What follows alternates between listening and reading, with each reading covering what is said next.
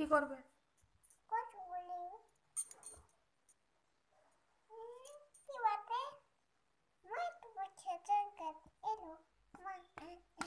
আউ, রক্ত বেরিয়ে গেছে, দেখো রক্ত বেরিয়ে গেছে হাতে।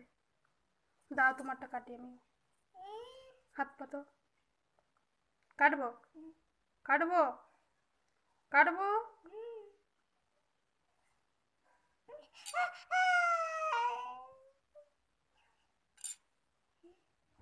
কাটি দাও হাতটা।